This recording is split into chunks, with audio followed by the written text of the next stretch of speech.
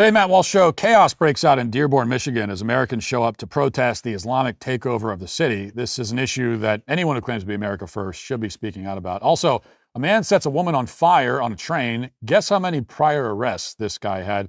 Plus, Elon Musk says that AI will save us from ever having to work or use money again.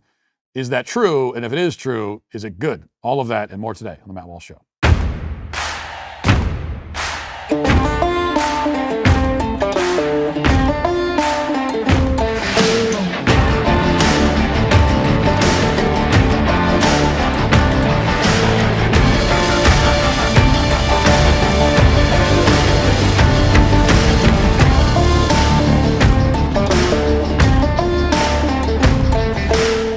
Our Daily Wire Plus Black Friday is here. Right now, get your annual Daily Wire Plus membership for half the price. All the shows, all the movies, all the news you need. 50% off. Go to dailywire.com/subscribe. Thanksgiving is all about gratitude. Friends, family, food. But between travel costs, groceries, and rising costs generally, your wallet might be feeling the squeeze. If financial stress is creeping in this holiday season, it's a perfect time to focus on your credit health, because strong credit means less financial stress all year long. That's where Kickoff comes in. Kickoff makes building credit incredibly simple. You can use your phone to sign up in minutes with no credit check, no hidden fees, and 0% interest. For just $1 your first month, you can start building credit immediately, then continue with transparent plans starting at $5 a month. Set up auto pay, and you'll never worry about missing a payment. Users with credit score under 600 grew an average of 84 points in their first year with on-time payments. And with over 1 million users and hundreds of thousands of positive reviews, it's clear why Kickoff has become the #1 credit builder on the App Store. It's safe, trusted, and an affordable way to take control of your credit. Start building credit with Kickoff today. You get your first month for as little as $1. That's 80% off the normal price when you go to getkickoff.com/Walsh today. That's Kickoff without the C.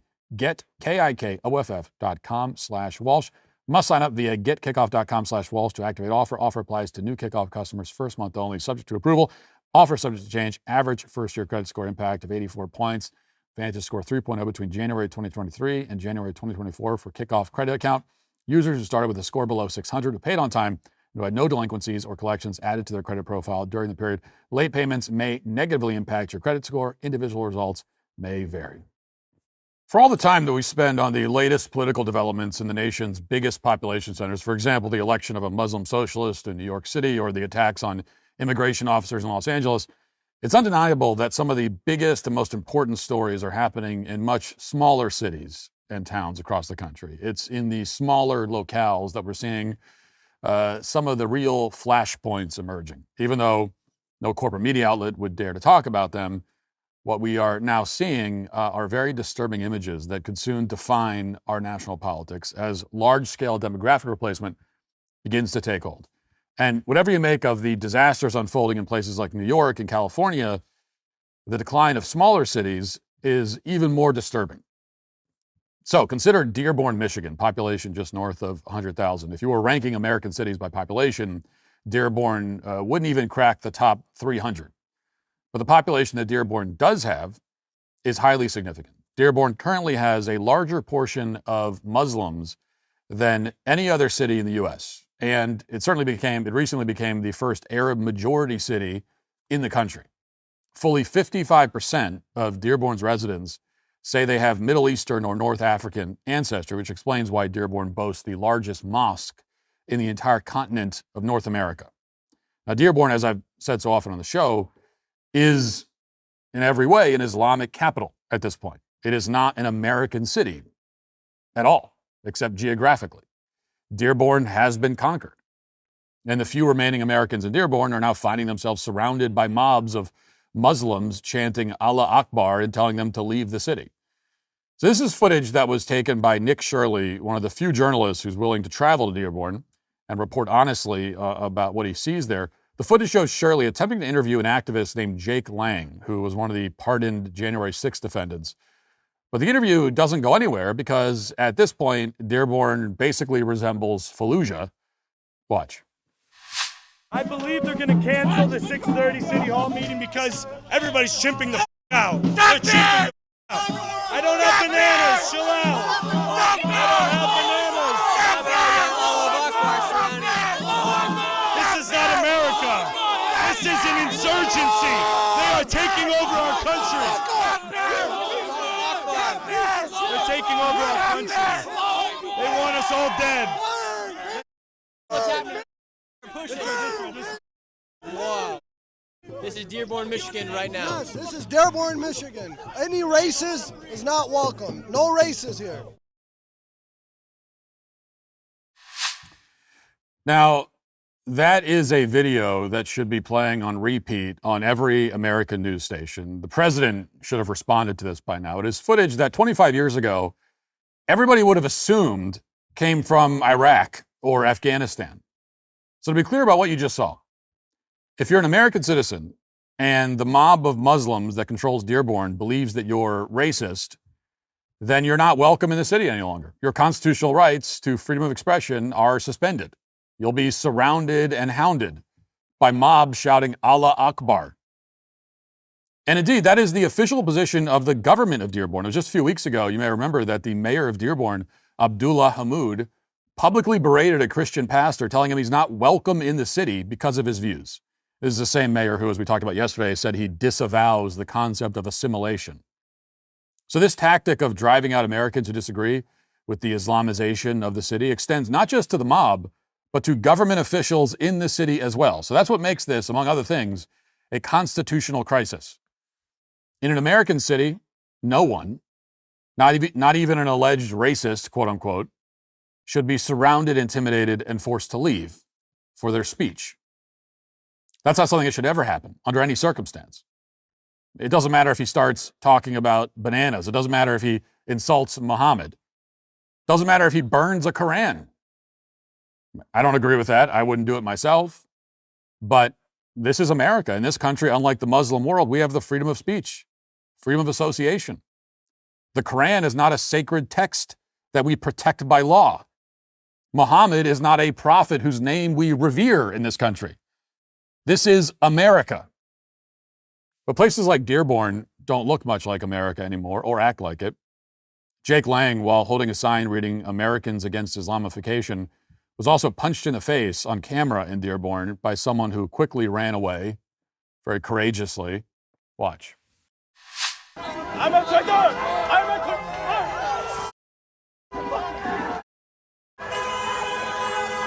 I'm a traitor! I'm a traitor!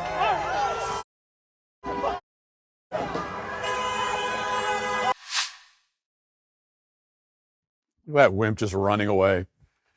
He's like already running away while the punch is still in the air being thrown. He's already somehow running away.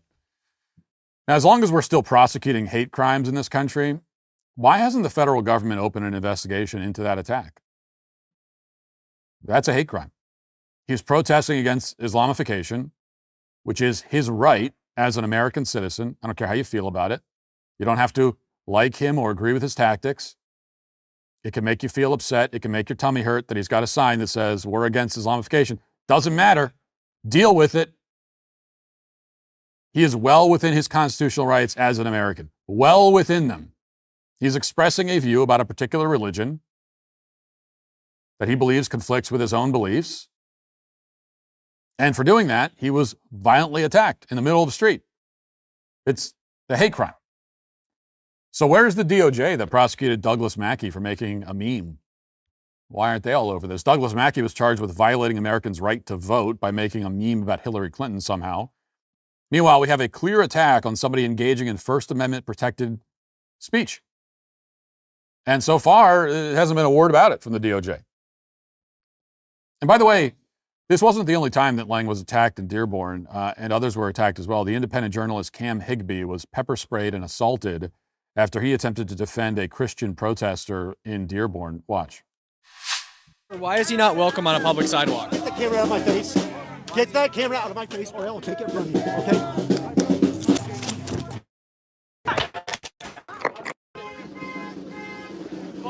Phone right here. Is this his phone? All right, guys, he just got pepper sprayed for attacking and assaulting someone. No, you're not gonna get your phone. Actually, you get it. Here you go. There we go. Yep.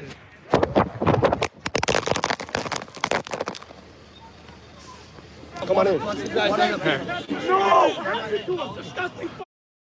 No! I got his phone. Right there. All right. You're good. Just stack. Deep, guys. As you can see here, Oh, the jug that was water. We got a bunch of.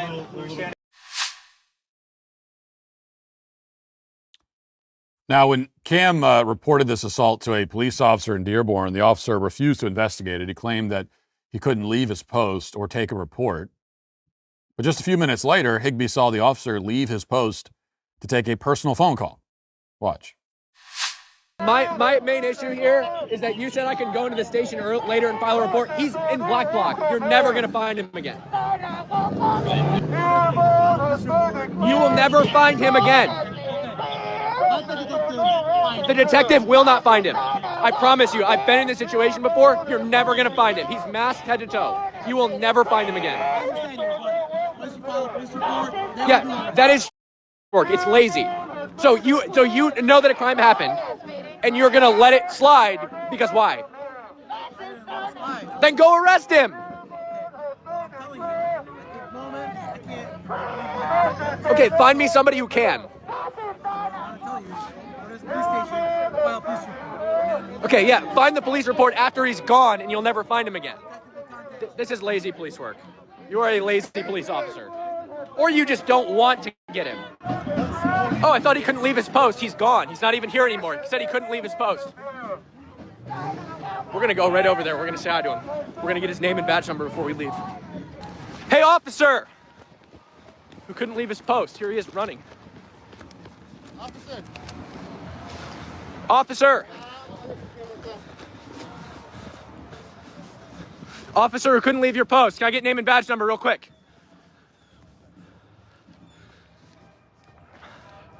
Officer, you said you couldn't leave your post a second ago. That was a lie. Can I get your name and badge number before I leave? Name? Okay, thank you. You can leave your post to take a personal phone call, but not to make an arrest, apparently. So he says that it's lazy police work. I think he's being too kind to the officer. This is not laziness. It's just that most likely this officer agrees with the crime that took place. I mean, that's the only assumption you can make when you've got when an actual crime takes place and you're saying to the police officer, hey, this crime just happened. The guy's right over there. And the officer says, yeah, well, nothing. I can't leave this spot. Sorry. The only rational assumption we can make is that, oh, well, you're okay with the crime. You're glad that it happened, and that's why you're not going to investigate it. So this is a systemic top-down assault on the civil liberties of Americans in Dearborn. When Americans are beaten in the street, police look the other way. You know, when Americans assemble outside the city council, they're surrounded and intimidated with chants of Allah Akbar. In America, I have to keep reminding you, this is in America. You'll have mobs surrounding you chanting Allah Akbar. Now, it really doesn't matter what you think of Jake Lang or Cam Higbee. It doesn't matter if you think they're great people or horrible people. It doesn't matter if you think Cam Higbee is a good journalist or whether Jake Lang is a good activist. It doesn't matter. I've seen some people on social media, including people who are, supposedly conservative, saying that, well, Lang's a fraud. He's just a shock jock doing this for attention. Now, I don't know the guy. I don't know much about him. I can't speak to his motives. I have no idea. All I know is that this is a completely unacceptable state of affairs in an American city. And if you're looking at these video clips and to you the headline is, wow, well, that guy is being rude. If that's the thing that jumps out at you, and not that they're chanting Allah Akbar in the street, assaulting Americans, and the police are not investigating because they agree with it, like if that's not if you're more concerned about, well, that was kind of rude, that's not nice for him to be saying that stuff, well, then I don't know what to tell you. This is unconstitutional. The DOJ has a civil rights division to protect our civil rights, and they need to move into Dearborn along with the National Guard immediately. The city council meeting under heavy police guard did eventually take place. At the meeting, Lang offered these remarks. I'm going to play them at some length, not because I agree with or endorse everything he says, but because the whole scene is important for you to see and to hear how the audience responds, see how the police responds. And most of all, you need to understand that Lang is what happens when the government decides to replace American citizens with Muslims from the third world. when you displace Americans, when you berate them, when you assault them, when you vilify them, destroy their livelihoods, destroy their communities, destroy their homes, then you get people like this. You get resistance. And at that point, once you've pushed people far enough, you don't get to choose what the resistance looks like. You don't get to tone police it. When you target a specific race for replacement, which is what the left has done across the country, when you engage in open racial warfare, then you cannot pretend to be outraged when you get this kind of response. It's inevitable. Watch. We have to call it what it is. You guys don't live like we do. We don't want you in our country. We will come and eat your shawarma in Somalia, okay? We don't need it here in Michigan. We don't need it in any part of America. We have a right to self-determination. Our founding fathers fought and died for our posterity, for white Americans. And we're being driven out. You come here and you marry 4 or 5 women and you outbreed us. You change the laws. You make all of our country look like the places that you fled from. We don't want you here. Respectfully, get the out of my country. I don't want you here. We don't want you here. That's fine. I don't want you here. I don't want you here. That's fine, sir. Just This is our country. And the Chief, can you send the people, guys out there? the veterans, the World War II veterans, that's blood has soaked for our constitutional republic, are taking a look around Europe. They're taking a look around America, and they're saying, what the hell did we fight for? We have been taken over without a single shot fired. You guys are outbreeding, insidious parasites on the American way of life. You will never look like us. You will never eat like us. You won't build buildings like us. You are nothing. You can build nothing. Just like President Trump's great American friends have said. You guys are not us, and get the out. America first. America only. God bless America. Jesus is king. Jesus is king. Thank you. Jesus is king. Jesus is king. Thank you. Jesus is king. Jesus is king. Time has expired. Order in the chambers. Order in the chambers. And that concludes our meeting for the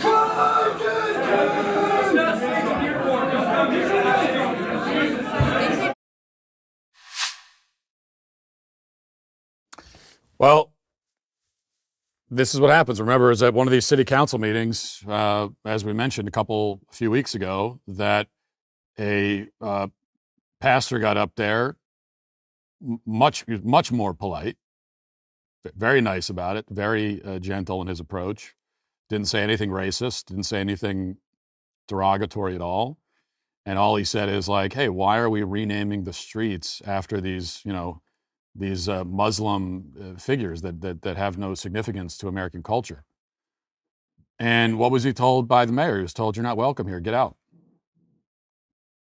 That's what the polite, nice people were told.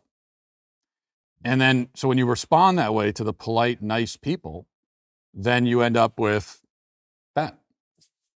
That's what comes next. That's always what comes next. Now, if you're listening to the audio podcast, an entire line of police officers had to follow that guy out of the meeting. And as we'll see in a moment, to their credit, some of these officers accompanied him to his car as a mob of Muslims surrounded him outside. But before we get to that, we need to see a little more from this meeting. It was, I think we would probably say it was the most consequential, certainly the most interesting city council meeting in Dearborn's history, probably. Not that I've seen very many of them. So here's Cam Higbee, the journalist who was assaulted, and here's what he had to say. I asked them simply why they were harassing and touching another individual who had stated repeatedly that he was only on their side of the street to talk to them and have a dialogue. My phone was smashed. You can see the broken camera right there. They stole $50 out of my pocket, and they stole my microphone receiver. I went and I told one of your officers, badge number 3668, that this had happened. He told me there was nothing that could be done about it unless I went to the station. I told him, I can't go to the station. I'm working. I'm doing my job. He said, I'm working too. I said, yeah, and your job is to protect me and all of the people that are out here today. Okay? So we said that I could go into the station later. I told him, you're never going to catch the guy if I go into the station later. He's going to leave. He's dressed head to toe in black bloc. I filmed the whole thing, but he had a mask on his face. You'll never, ever get an opportunity to arrest that person ever again if you don't go and get him right now. He said, sir, I can't leave my post. 5 minutes later, I caught him in the parking lot on a personal phone call. Okay? Repeatedly today, I watched people that are in this room get attacked by other people that are in this room. One of my favorite quotes from the Prophet Muhammad: "A woman's testimony is worth half that of a man's due to the deficiency of her mind.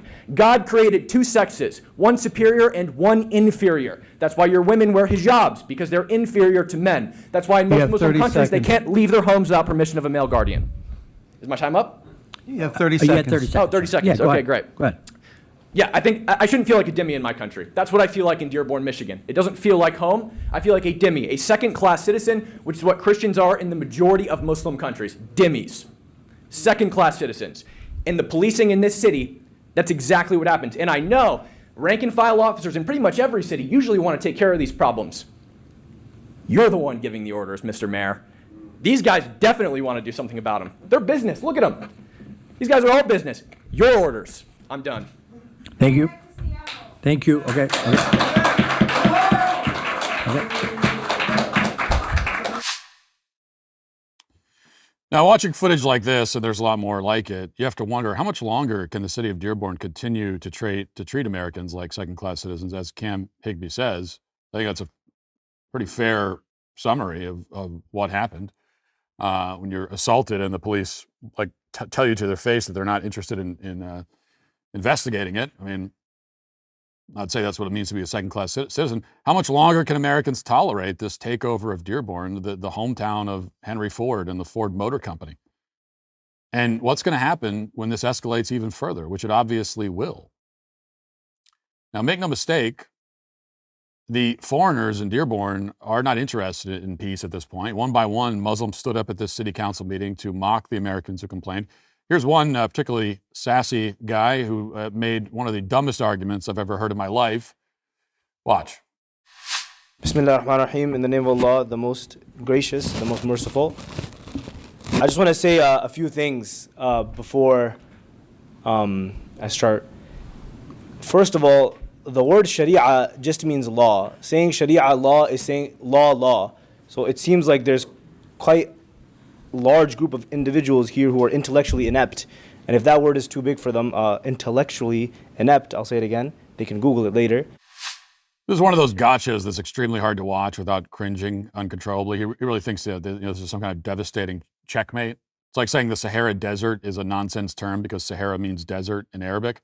It's the kind of statement you'd make if you're a really annoying person who desperately wants to avoid discussing anything meaningful, so you default to some incredibly dumb and annoying linguistic argument that's completely pedantic. I'm not even going to dispute his translation of Sharia, although I don't know, it's probably wrong. Maybe it's not. In this country, we use the term Sharia law as a shorthand for Islamic law, as opposed to actual functioning legal systems, ones that don't call for beheading when you leave the Islamic faith, for example. And this speaker knows that. He just wants to avoid the topic. And as the guy continued to speak, we quickly discover why he doesn't want to talk about substance. Watch. It is incredible that individuals who were charged with beating cops with bats are allowed to come to this city and say that they are going to take a holy book and burn it. This is not free speech, and this is not hate speech. This is speech that will initiate violence. That is correct. This will initiate violence. You are coming to come and burn a book that Muslims hold very dear to their heart. So did you catch that? Islam is the religion of peace. Muhammad is merciful, he says. And then he says that if you mock Islam, then you're causing violence. You're responsible for the violence that Muslims will inflict on you. I mean, that's what he's saying. You see how that works? They say, well, we're the religion of peace, but if you make fun of us, we'll assault you. So don't be violent by making fun of us, okay? Because you're going to cause us to be violent against you. Now, to be clear, it wasn't just Muslims who encouraged violence against Americans. Several members of Antifa-type groups also spoke. Watch. I'm part of the group BAM, By Any Means Necessary. Our full name is the Coalition to Defend Affirmative Action, Integration, Immigrant Rights, and Fight for Equality by Any Means Necessary.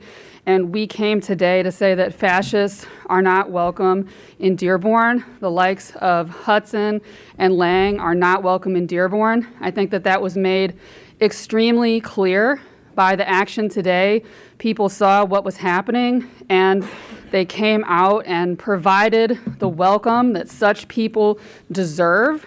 And I think this really sets a model to other cities who are facing these same kinds of attacks. By the end of the march that I was on, they went from being maybe, I don't know, around 50 people to like 3 guys with a banner because they had been scared away. And I think that is exactly the kind of action that is needed. And I think Dearborn really set the model for how to deal with these situations.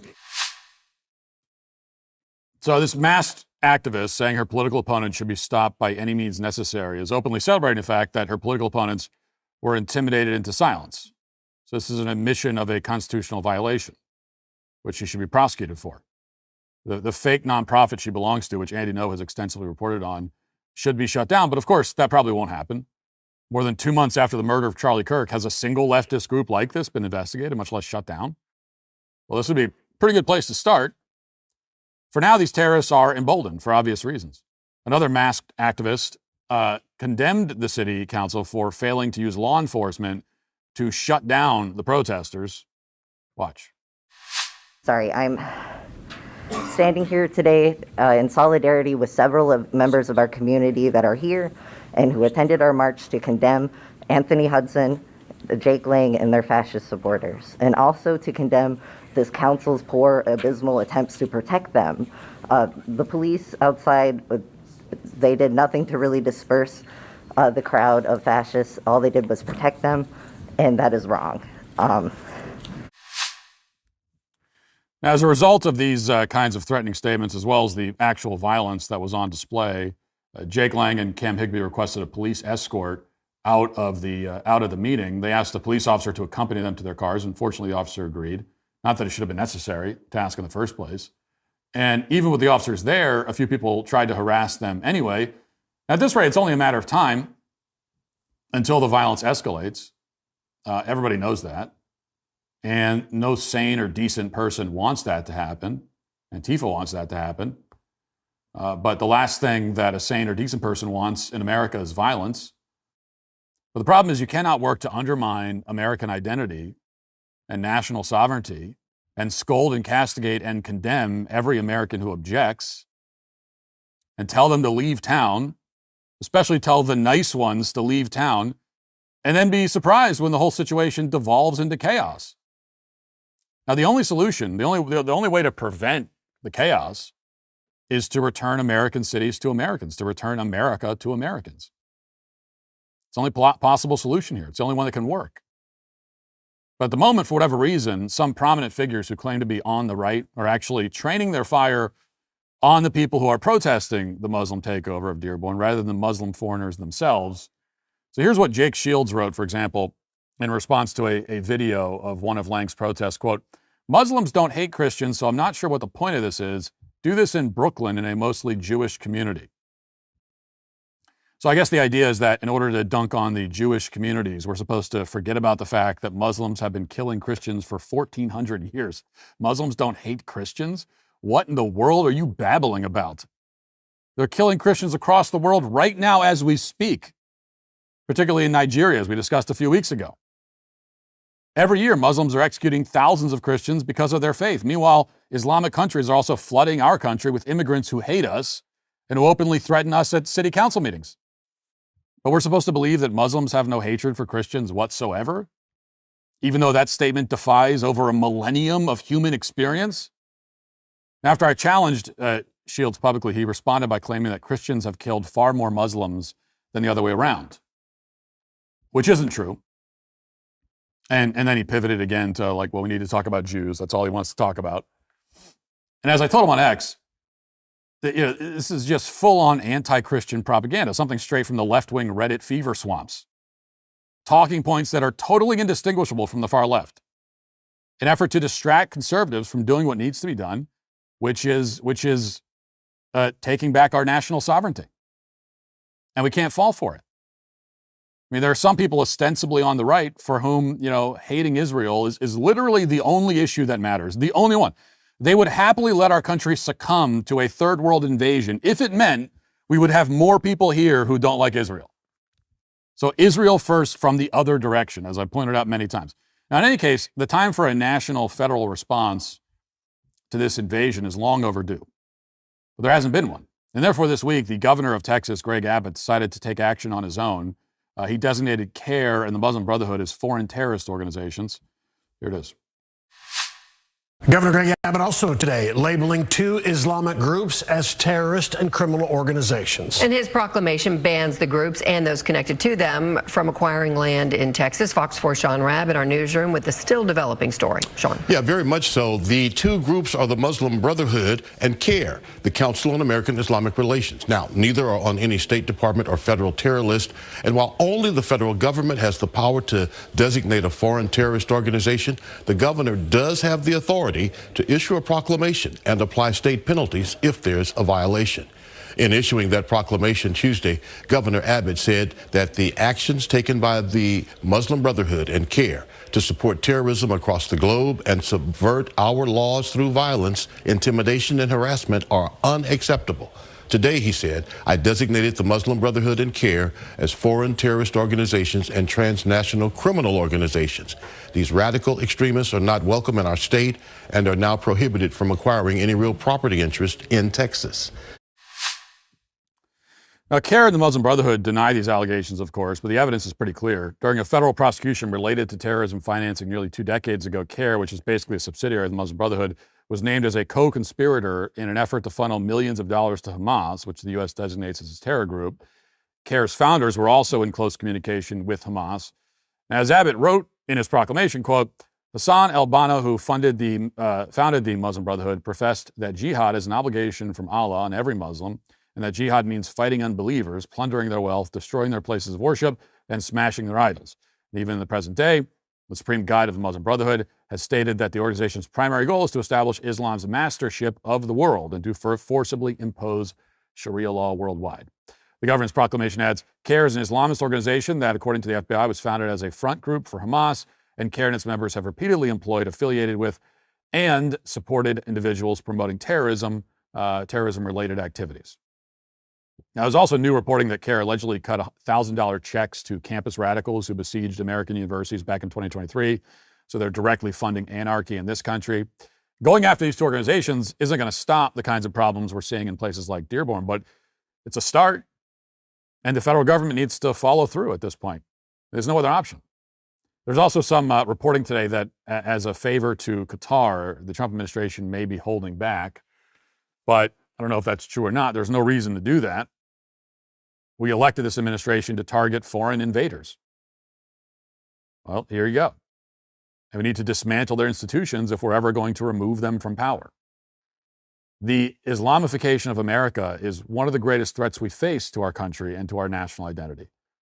It's impossible to be an American first nationalist unless you're taking a stand against this. Remember that Dearborn is the place where protesters chanted, "Death to America."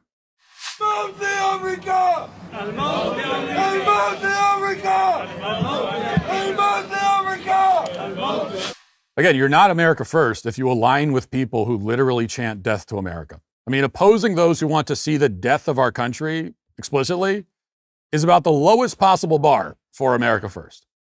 We need to protect and preserve our country, and we elected this administration to do exactly that, to represent our country to the exclusion of every other. But we're getting it taken advantage of all over the country by people who come here and hate us. It's not just happening in Dearborn. City Journal just published an article on the extent of Somali Muslim fraud in Minnesota, which is far worse than anyone realized. They're not just stealing our money with various welfare schemes. They're also using that money to fund Islamic militants and terrorists. Quote, a source described the close links between the Somali American community in Minnesota and Islamic terror groups abroad.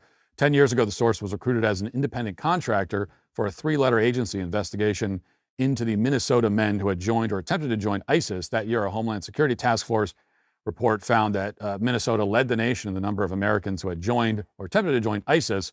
Of the 58 Americans who had done so, nearly half came from Minnesota. The relationship is ongoing. This is a third rail conversation, but the largest funder of al-Shabaab is the Minnesota taxpayer, the source said. There's a real issue here that is real, and if there's ever an event that is traceable back to these funds or to people from this area, then the situation will take on a whole new set of optics. Now, there's another recent article by Armin Rosen called The shame of our cities, how Minneapolis became the Medicaid fraud capital of the USA. It's also worth reading if you're interested in the mechanics of some of these fraudulent schemes. But really, the mechanics don't matter. The people doing this shouldn't be in the country in the first place. The fact that they're stealing from us and funding terrorists is just more reason to put an end to this. Now, these stories and this city council meeting in Dearborn are the clearest possible sign that we're running out of time to rescue America from this foreign invasion.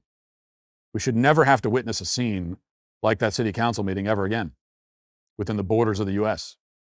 We shouldn't have to wonder if our tax dollars are funding fake anti-American nonprofits, much less terrorists. And we should accept nothing less than the full weight of the federal government coming down on these invaders and returning America to Americans. Now let's get to our 5 headlines.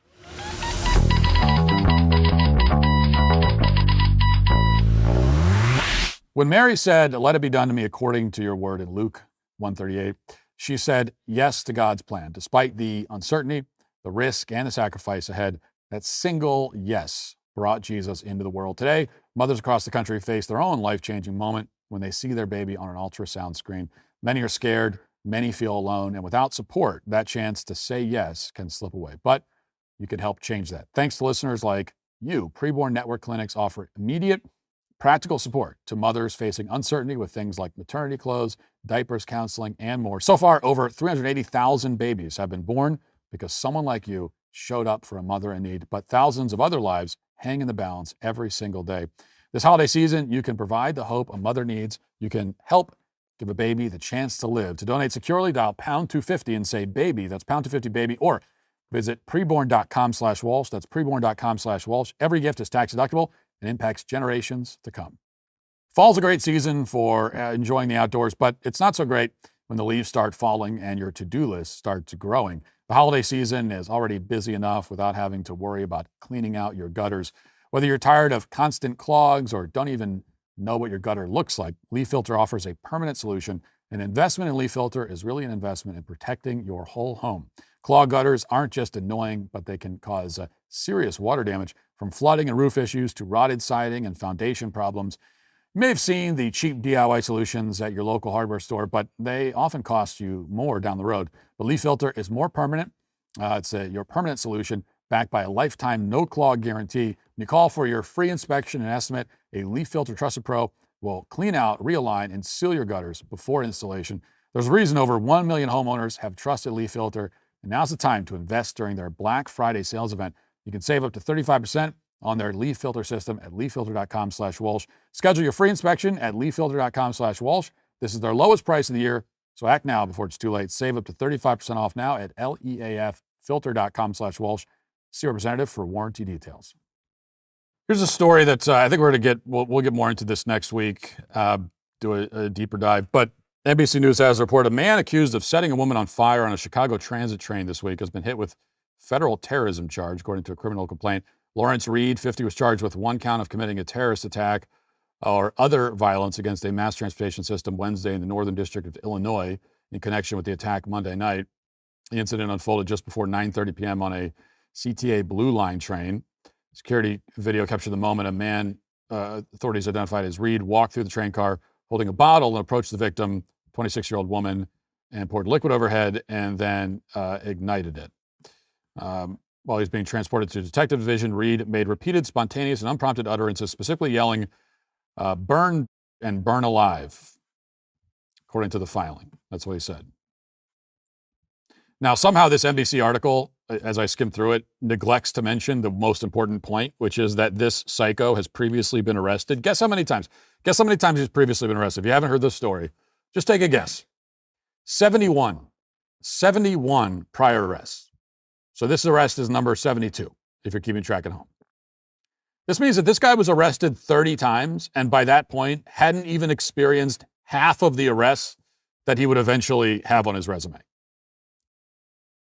This guy was like, he has, 70 times more arrests than the average person gets speeding tickets in a lifetime. Okay, like I've been driving for 20 years. I think I have 2 speeding tickets. Basically, one. I'm good for 1 a decade. He has more than 30 times as many arrests as I have speeding tickets. So, there are a million ways to put these numbers in perspective, but the main point is that obviously it should not be possible for a person to be arrested 71 times. That should not be a thing that happens in a civilized society. It should be mandatory life sentence after, your third felony arrest. And those laws are supposed to be on the books in some places, the so-called 3-strike laws, but they've been watered down almost everywhere so that they're basically not in effect. But really, forget about mandatory life in prison. It should be a mandatory death penalty at a certain point. I don't know, maybe after your 10th arrest. Let's be generous and say 20. Okay, if we're not going to have mandatory life sentence after 3, then okay, after 20, it's execution. You're arrested 20 times. I don't even care the reason. Okay, once you get to number 20, you're done. Permanently done. Your life is over.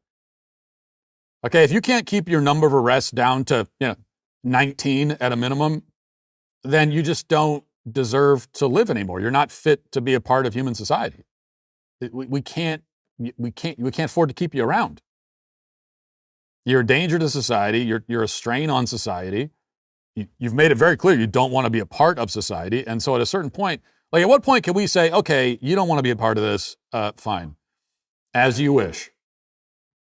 At what point can we grant these people their wish? They don't want to be a part of civilized society. So at what point can we say, okay, we catch your drift. We got the message. We'll give you what you apparently want. So there's a lot more to say about this story, which we will in the coming days.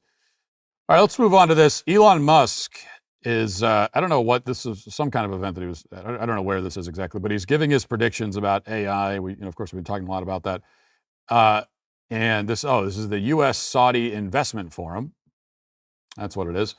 And here's what Musk says about AI. Listen.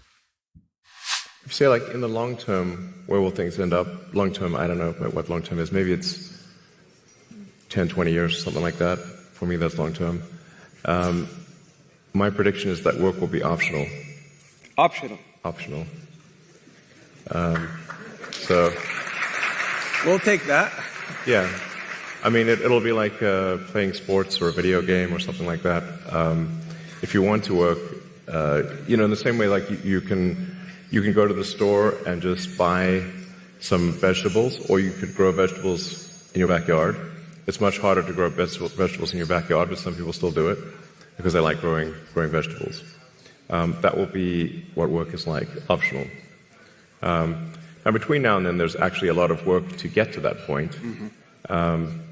And I always recommend people read Ian Banks' culture books to get a sense for what a probable positive AI future is like. And interestingly, in those books, money doesn't exist.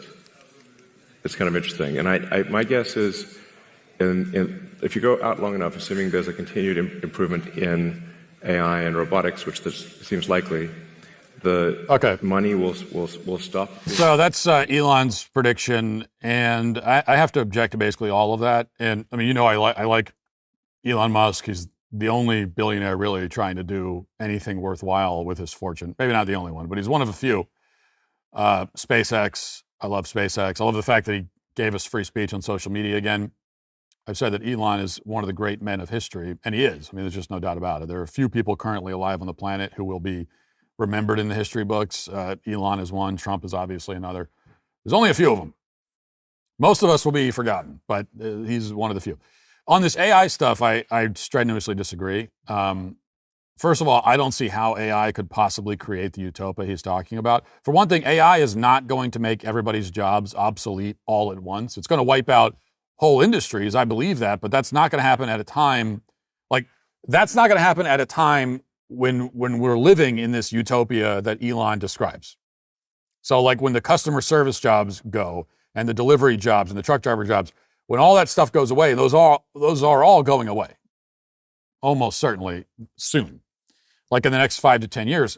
Well, that's millions of people out of work, and what happens to them? They're going to have their work taken away at a time when work is still very much necessary to survive. And I think that work is always going to be necessary to survive, even in a non-capitalist society, even in pre-industrialization, even in a hunter-gatherer society. I mean, you could go back 5,000 years, and I think you could go forward 5,000 years, and work is necessary to survive because life requires resources to be maintained, and resources require work to obtain. That simple. Someone has to do the work to provide the food, the shelter, the warmth in the winter, the clothes, and everything else, not to mention all the other things that are not necessary for survival, but still are necessary to make our lives enjoyable. That stuff comes from somewhere, and people have to do work to create those things. That stuff can only be obtained through work that someone has to do. The only way to live without work is to compel someone else to do it for you, which is slavery. Now, maybe Elon imagines a world, I assume this is what he's saying, is that it will be in a world where AI will do all that stuff for you. So now we're talking far off in the future. I mean, if you're talking about AI building houses and growing your food, now we're talking decades and decades in the future. Before that happens, if it happens, millions of people are going to be jobless and destitute. They're not going to make it to the utopia. That's the part Elon doesn't mention. But let's imagine this utopia. Let's pretend that it's 50 years in the future. Somehow we made it through the absolute hell that's going to be required to get to that point. And now AI does everything. Okay? Just does everything. And this would require, as he kind of mentions there at the end, like, in order for it to do everything, you need not just AI, but AI and robots.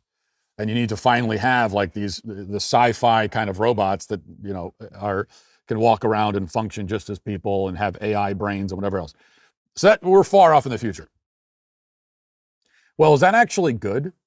I mean, to live as a human being, utterly dependent in every way on soulless, mindless algorithms and machines for your survival, is that good? Is that a good life? I mean, a life where we don't have to do any work because we just have, because we're like infants, where we are infants and we never grow beyond the infancy stage, and we are totally dependent. We don't know how to do anything for ourselves. We are totally dependent on these machines that don't love us, don't care about us, don't even know that we exist, have no consciousness. Is that a good life? Is that in any way a good life? I mean, aren't you just now talking about the Matrix? But the Matrix is not supposed to be something that's a dystopia, not a utopia. This is the Matrix. I mean, this is, we're all plugged into, we're all in these kind of robotic wombs. And so that's what he's describing. Does anyone watch the Matrix and think like, oh yeah, that's the world I want to live in? So I don't, this to me is not a good thing. I had another thought about AI, sort of about AI. It's just something I was thinking about yesterday. We talked about on Friendly Fire, we debated AI, and Ben is more on the side of embracing AI as a good thing. I'm more on the side of killing it with fire, so no surprise there. But he said something kind of offhand that we didn't get into at the time. He said one of the good things about AI is that it might extend our lifespans by 20 or 30 years. Elon Musk has talked about the same thing, that this is one of the advantages of AI is that's going to extend our lifespan because of the ability to diagnose and treat illness and that sort of thing. And maybe AI will eventually be able to come up with cures for various different diseases. I don't know if that's true or not. I think it may very well be true. And yet there's something that always bothers me about this. Like, I look at that, I think, well, does that make AI worth it? And I say no. I mean, even if I were to say, well, yeah, sure. Like, even if I knew that in the near future it could extend our lifespans by 20 or 30 years, does that make it worth it? I say no. And there's something that always bothers me about this obsessive push to extend human lifespan. I'm in favor of extending them, don't get me wrong. But at another level, it's like, why? I mean, we live on average 85 years. If we could start living on average 105 years, what difference does that really make? I mean, we live now 20 years longer than our ancestors did. Does that extra 20 years really make us happier on average? Are we even doing anything with that time? And besides, even if you live to 100, your life is still going to be so short as to be almost non-existent on a cosmic scale. So the extra 20 years is nothing. I mean, your entire life is a blink of an eye. And so now you're adding another fraction of a blink of an eye on top of it. And here's what I'm getting at. So I'm all for curing diseases. Don't get me wrong. I'm all for that. I'm sure when I'm 85, I would prefer to live to 105, maybe. It also depends on what kind of health you're in. But here's the thought I have, which is only tangentially connected to AI, which is that, the thing that makes life difficult is impermanence. Life is short, life is fleeting. That's what's so sad about it. Every stage of life is even shorter. We experience little deaths along the way until we get to death itself taking hold. Parents feel this as they watch their kids grow older. You're happy they're growing up and all that, but it's also sad because the unique joy that this one stage of childhood gives you is going away. It's dying. And, the 5-year-old version of your child is going away, never to return. You're never going to get that time back. So life is fleeting. Life is impermanent. But here's the bigger problem for us. Every generation through all of history has noticed this and tried to do something about it. Every generation has realized that it will only be around for a blink of an eye. And it's tried to do something to counteract life's impermanence. I mean, this is in many ways like the story of human civilization, is just finding ways. We all realize that we're going to die soon, and we're just, what do we do about that? That's the story of civilization. What do we do about the fact that we're all going to die? And the way that our ancestors approached this, what they did about it, was they surrounded themselves with, and they built permanent things. They built giant stone temples and cathedrals and pyramids and monuments. They built things to last. They formed big families, right? They had a lot of kids, and they stayed with their families many generations together. And they lived in places that their ancestors, they lived where their ancestors were buried. And they'd go to a temple, and they knew that this temple's been here for generations. My great-grandfather worshiped here. My great-grandchildren will also worship here. And so they were connected in that way. They felt connected with the past and the future. They raged against the dying of the light with things that would not die. Temples and bloodlines do not die if they're maintained. They were surrounded by permanence. Now, for us, we are surrounded by impermanence. We are impermanent beings surrounded by impermanence. We build things that decay and fall apart in one generation. We build houses that won't last, and buildings that won't last, and bridges that fall apart. We break apart our families, and we spread out, and we sever those bonds. And many of us don't even have kids, or don't have enough kids. And most of our time is spent on the internet in a place where nothing exists physically. And it only exists, this content only exists in our consciousness for a moment before it's gone and we forget about it. And everything we do here could be erased forever by just like flipping a switch. It's all gone. So we are the least permanent, the most transient, the most fleeting civilization that's ever existed. Our roots are buried right beneath the surface, if even that. And we've noticed the same problem, that we are impermanent. We are more troubled by it, really, than anyone, because our lives are lived in such a shallow way in this digital world that we access through phones that break every 18 months. So our way around it is medical. We try to fight against impermanence of life by extending our actual physical lives for as long as we can. That's the worst way to do it. Our ancestors found a way to live 1,000 years. Right, by building, by having, through your bloodline and through the things that you build, and by the civilization that you build and you're a part of, your culture, right? And so that's how you live on. Well, we found a way to live an extra 20 or so. And then after we die, no trace of ourselves will exist. Nothing that we did or said or built will outlive us. And so, you got guys like Brian Johnson is the Don't Die movement. They even make it a movement, don't die. Well, it's like, yeah, dude, you're going to die. You are going to die. You're not, there's no way around it. It's the law of physics. You can't get around it. I'm sorry. Even if you figure out, so what he means is, well, don't die before you're 100. Okay. But then what? Then you are going to die. And what lives on beyond you? What outlives you? That's the question. And that's not something you're going to solve with AI. Okay, let's get to the comment section. If you're a man, it's required that you grow a beard. Hey, we're the Sweet Baby Gang. All right, here's one comment. Ann says, Matt, since you still haven't talked about 31 Atlas, I can only assume this is the subject of your next documentary. We need to know what you think about this important topic. You know, I have to apologize. I rarely do it, but I feel moved to apologize because you're right. Somehow I have not mentioned this story. This story was made for me. It was made for this show. This object came from interstellar space just for this show. That's what I believe.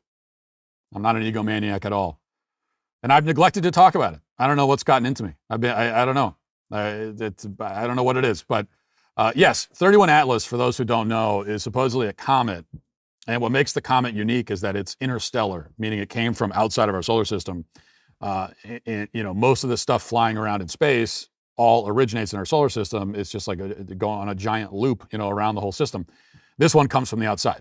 And I think there's only like 2 or 3 interstellar objects that have ever been identified. So this is very, very unique. Now, the other thing that makes it unique is that it's flying close. It's flying very closely by multiple planets, Venus, Mars, Jupiter. So it's almost like a probe would if it wanted to get a look at all these different planets. And most interestingly, it seems to be exhibiting propulsion. So that's the thing that some scientists have keyed in on.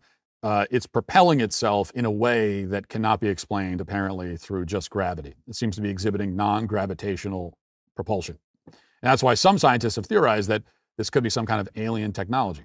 Not a comet, but an alien ship or an alien probe of some kind, which, and most scientists, by the way, admittedly have said, no, definitely not. I think there's been like 2 or 3 scientists who have said, this might be aliens. And then every other scientist has said, no, no way. So if you're someone who cares about scientific consensus, which I don't know how anyone could at this point, then, you know, maybe you that's all you need to know. But others, there are a few that say, well, maybe this is aliens. And look, I don't need to tell you that that's the theory that I obviously ascribe to. Goes without saying. I'm going alien on this one all the way. I don't even need to look into it. I don't need to research it. As soon as I heard about it, someone told me about it. I didn't even hear the whole thing. You know, there's this thing, 31 Atlas. And I said, what's that? And they said, oh, it's a thing that's in space. Oh, aliens. Oh, you mean aliens? So no doubt in my mind, to me, the most fascinating possibility is this is an unmanned probe from another solar system. And if it is, that means that it could be thousands of or millions of years old. You know, it could be a probe from a civilization that went extinct 1 million years ago. Right? So speaking of the impermanence of life, could be that. This could be something coming not just from another place, but from another time. And that's what's really wild to think about. And that's what is interesting. That's why I insist that this is interesting. Even as 98% of the audience, their eyes are just glazing over. But this is fascinating stuff. You know, I've heard other predictions that this is an alien spaceship and they might be landing here, that there's reason to believe that they'll be landing here by December. I've read that prediction. I've read that scientific prediction. That's what someone said on Twitter anyway. I don't know if it was a scientist, but someone said that. I don't know what they're basing it on, but again, I'm sold. I'm in. I believe. A healthy metabolism is one of the best things you can have for your overall health and energy. But what if you could have a real-time metabolic coach that tells you what your metabolism is doing at any given moment? Lumen makes that a real option. Lumen is a portable device that measures, tracks, and analyzes your metabolism. It's the world's first handheld metabolic coach, and all you have to do is breathe into it. Each morning, one breath can tell you whether you're burning fat or carbs. You can check in before and after meals or workouts to see what's happening in your body in real time. And Lumen gives you tailored tips to optimize your nutrition, workouts, sleep, and stress management. Your metabolism is your body's engine. It's how you turn food into fuel. Since it's at the center of everything your body does, a healthy metabolism means easier weight management, better energy, improved fitness results, and quality sleep. That's why my producer McKenna decided to try Lumen. She found it easy to use and helped her create a personalized nutrition plan while giving her a clearer understanding of her overall metabolic health. Winter is the perfect season to get your health under control. Stay energized, stay resilient, take charge of your metabolism. Go to lumen.me/Walsh to get an additional 10% off your Lumen. That's lumen.me/Walsh for 10% off on top of any offers or sales running on the website. You've waited more than 2 years for it, the Daily Wire's most ambitious project ever. The Pendragon Cycle, Rise of the Merlin, an epic 7-part series coming exclusively to Daily Wire Plus. Don't pay full price to watch it. Right now, during our Black Friday sale, you can join Daily Wire Plus for 50% off new annual memberships and be one of the first to see it January 22nd. All access members get early access to episodes 1 and 2 of the Pendragon Cycle on Christmas Day. This is our best deal of the year. It's happening right now. Save 50%. No code needed. Go to dailywire.com/subscribe.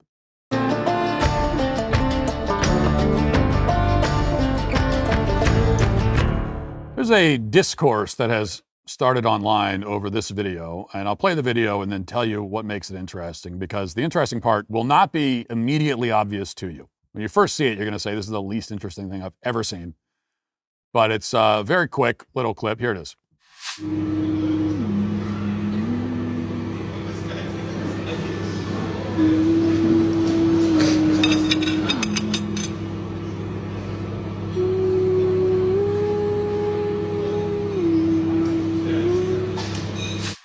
Now, for those listening to the audio podcast, that's a video of a person, a man, we're led to believe, sitting alone at a restaurant and crying while he eats his mashed potatoes. I think it's mashed potatoes. I don't know. And the caption on the screen says, "You don't know lonely until you have to take yourself for that meal alone, because sitting in a room with strangers is better than sitting in your own thoughts in an empty room." Now, at first blush, nothing too fascinating going on here. This is someone performing sadness for the camera, selling their tears for clicks. Nothing more cynical or less sympathetic than somebody who takes a selfie video of themselves crying. Okay, you deserve no sympathy if you do that. I'm sorry. Anyone who, if you're that desperate for sympathy, then you shouldn't get any sympathy. It only encourages you at that point. But this is especially strange behavior for a man, because what kind of a man cries about eating alone at a restaurant?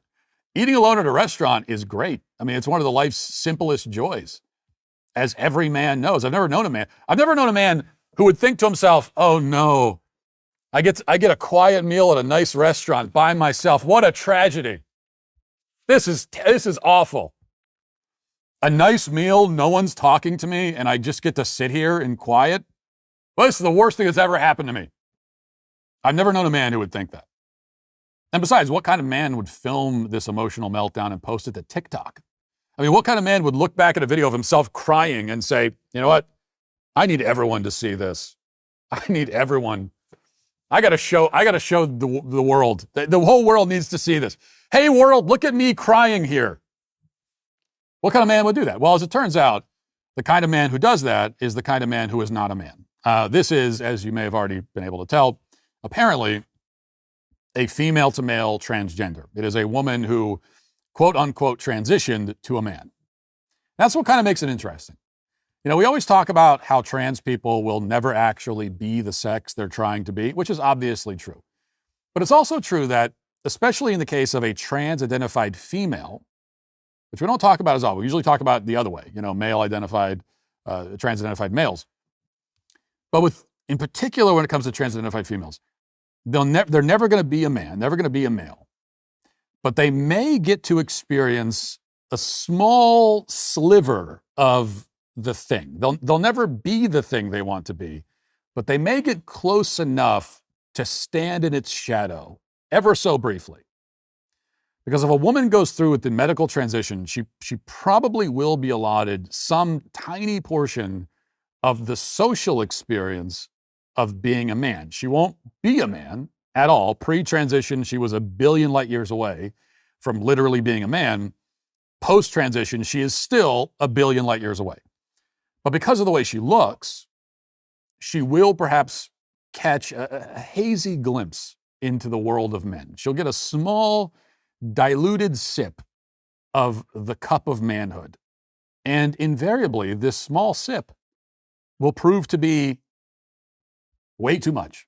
It's like drinking a small sip of gasoline. It burns her, it destroys her, it eats away at her insides. And we've seen this many times before. We've seen many videos of these trans-identified females who, quote unquote, became men and are not happy at all, are devastated when they've discovered what it's like. Ellen Page is perhaps the most prominent example of this. It's a little bit like when I was 10 years old and I bugged my dad for a sip of his beer because it looks delicious in the glass, right? It's like this froth. It looks like a root beer float or something in the glass. Beer does. And so to my surprise, my dad said, yeah, and then watched with amusement as I took one sip and recoiled in disgust. I mean, it looked so tempting from the outside, but then I drank it and discovered that it was bitter and foul. And I asked my dad, I said, wait, that's what it tastes like? And you actually like this stuff? How? And that's the same question that women like the one in the video or Ellen Page ask after they get the tiniest little sip of the male experience. Wait, that's what this is? And you guys like this? What women don't realize is that the male experience is one of profound isolation. To be a man is to be isolated and alone in a very real sense. Now, we don't talk about it, partly because we don't fully realize it ourselves in the same way that a fish doesn't realize he's in water. We also don't talk about it because it would just be whining, but it's true. Now, it's lonely to be a man, and it's a kind of loneliness that women, as the softer, more sociable, more relational sex, simply aren't built to endure. Now, when I say that men are isolated, I'm not even talking about the relentless demonization of men in our society. That obviously has an isolating effect. That's part of it, but this is even deeper than that. Men are isolated by nature. It's our lot in life. Single men, in particular, walk through a world where they are not really noticed or valued unless they can do or provide something. And then their value only goes as far as the thing they're doing or providing. Now, for a young woman, especially if she's modestly attractive, which just really means for a young woman, don't be fat. I mean, if she's not fat, then she is, in the eyes of many men, of plenty of men, will count as modestly attractive. And so for her, it's different. People will notice her and be nice to her just because she's there. And she doesn't need to do anything. It's just not that way for men. To be a single man in today's world, in any world, but especially in today's world, it's about the loneliest thing. And single women may be lonely too, but they typically have many more friends. They navigate a world that treats them nicely, that goes out of its way to make them feel valued. That's not the case for men. A man may have a couple of friends, he may have none at all, but he lives in a world that just doesn't care how he feels. Either way. Now, once a man is married and has children, he's no longer alone. A measure of the isolation has been taken away, but he is called to be the emotional rock for the family, which means, as we've discussed before, that he can't be entirely vulnerable. He cannot unload all of his stresses and frustrations all the time. Doesn't mean he has to keep everything to himself, but there are many things that he just has to keep to himself. He's the leader of the home, and there is a kind of loneliness that comes with leadership, as anyone who's ever been in a leadership position knows, right? And this is how men were made. Men are the ones who are called to go off and die in war. Every society in human history since the dawn of time has treated men as expendable in a way that women are not. I mean, even now, if you hear about, in our enlightened age, in our enlightened egalitarian age, if you hear about casualties in war, you'll be much more outraged and heartbroken to hear about 10 women and children dying than to hear that 1,000 men died, right? Human civilization is built and maintained by men who are willing to die. There's never a lot of gratitude shown to these men. These days, there's almost none at all. And instead, the men who build civilization are demonized and scapegoated. 100-year-old World War II veterans look around and see that everything they fought to achieve has been squandered. Is that isolating? Of course it is. Men have always done the thankless tasks in society, the dirty and dangerous and unsightly things. And now the thanklessness has turned to outright scorn. Now, the good news for men is that we're made for this. We learn to love our lot in life. We don't expect gratitude from the world because we never really received it. We've never been in a world where people just are nice to you all the time and want to constantly make you feel cherished and valued. It's the old stereotype about you compare a pastor's sermon on Mother's Day to the one he gives on Father's Day. And Mother's Day, it's always like telling women how wonderful they are. And Father's Day, it's always, hey, get it together, guys. You're failing your families. And, that's real. That's the way society approaches the two sexes. And so this is all we know. Now, hopefully we get married and have children. And if we do, that's almost all the social connection we need. I mean, a man would be fine going to work and coming home to his wife and children and having like no friends or connections outside of that. In fact, a man even dreams of deeper isolation. Part of him longs for the pioneer days when he could take his family out into the wilderness and build a life alone out there, away from everybody. But he's not living in those days. And, his wife wants him to have friends. So he maintains a few friendships with other men who he sees on occasion, which is good and healthy because men should have friends. Absolutely. The fraternal connection between men is important to maintain. But the point is that most men, once they have a family, could survive just fine and even be happy with no friends and no connection to anybody else.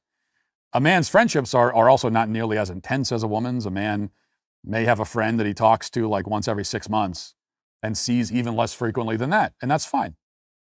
Now, my wife has friends that she calls and talks to every day. I've never met an adult man who talks to another man on the phone every day or anything close to that. I was like, if we talk on the phone, then like I'll talk to you again in 9.5 months, maybe. But we don't need that. What could we possibly have to say to each other every day? If a man called me just to check in and then called the next day to check in again, I would assume he was having some kind of mental breakdown.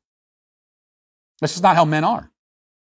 Like, we don't need that much communication and connection, at least not that intensely. So this is the good news. Society needs men to be more isolated, less emotional, less desirous of human connection, and men on average are all of those things.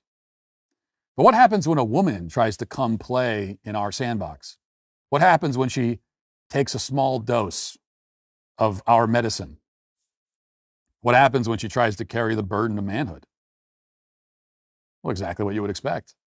I mean, it breaks her. Her knees buckle, her back gives out. She wasn't prepared. She couldn't have been. Now, I'm not just talking about women who are trans. This includes women who try to play the role of men in any form, women who take on combat roles in the military, police officers, try to be ruthless like corporate girl bosses, all that stuff. In all these cases, women are trying to do what men are uniquely built to do, not just physically, but emotionally and psychologically. Now, about that video of the trans female, somebody on X put it this way, that this is a woman experiencing male social isolation without the male psychology that makes it survivable. And I think the account's name was Hunter Ash, I think, said that. And that about sums it up. This is perhaps the deepest truth about the trans phenomenon, which is rarely said. We always talk about how a man cannot become a woman and a woman cannot become a man, which is true. But what we don't say to the person trying to cross the divide from one sex to the other is this: you can't have what you want, but also you don't really want it. That'll do it for the show today and this week. Talk to you on Monday. Have a great weekend. Godspeed.